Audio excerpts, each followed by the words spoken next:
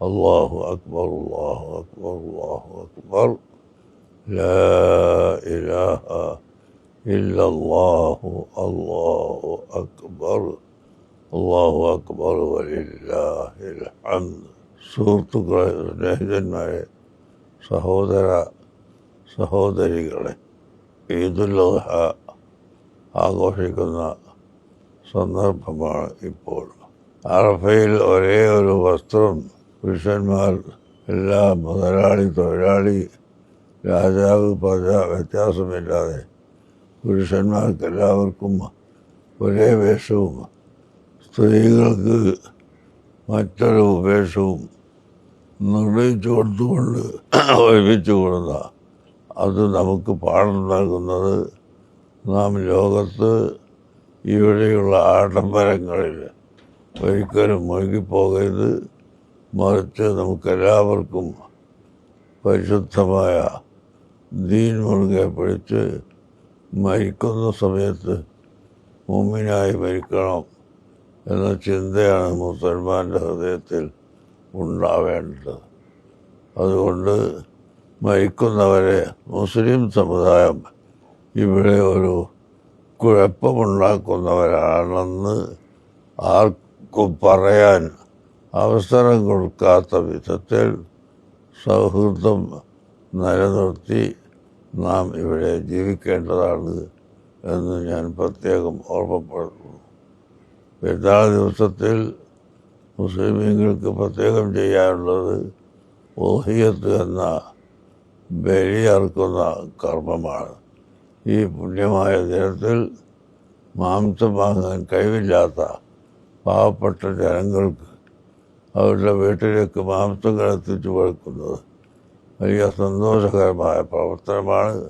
അതുവഴി അവരുടെ പ്രാർത്ഥനയും സ്നേഹവും ഉണ്ടാകുമെന്നത് തീർച്ചയും ആണ്.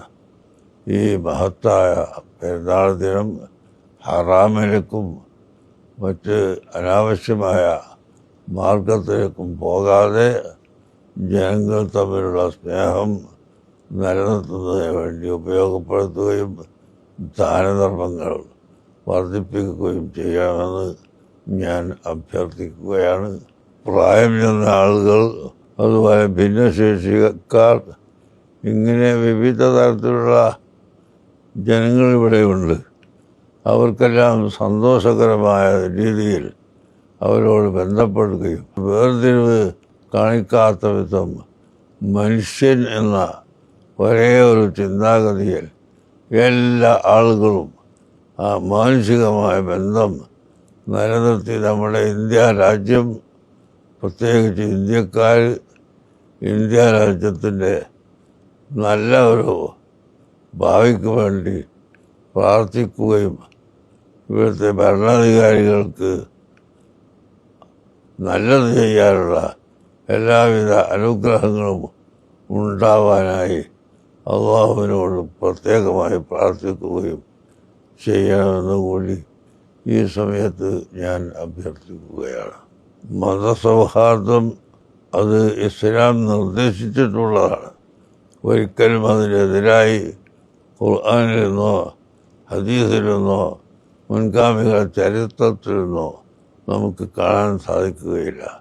അതുകൊണ്ട് എല്ലാ മതവിഭാഗങ്ങളുമായി സൗഹൃദവും സ്നേഹവും നിലനിർത്തി ഇവിടെ ജീവിക്കാൻ എല്ലാ മുസൽമാനും ഈ പെരുന്നാൾ ദിവസത്തിൽ പ്രതിജ്ഞയെടുക്കണമെന്ന് കൂടി ഓർമ്മിപ്പിക്കുകയാണ്. സർവശക്തൻ അനുഗ്രഹിക്കുമാറാവട്ടെ. എല്ലാ ജനങ്ങൾക്കും, എല്ലാ വിഭാഗത്തിനും എൻ്റെ എല്ലാവിധ പെരുന്നാൾ ആശംസകളും അറിയിക്കുന്നു. സന്തോഷത്തോടെ എല്ലാവരും ജീവിക്കട്ടെ എന്ന് പ്രാർത്ഥിച്ച് വാക്കുകൾ സമർപ്പിക്കുന്നു. അവസാനം അസ്സലാമു അലൈക്കും.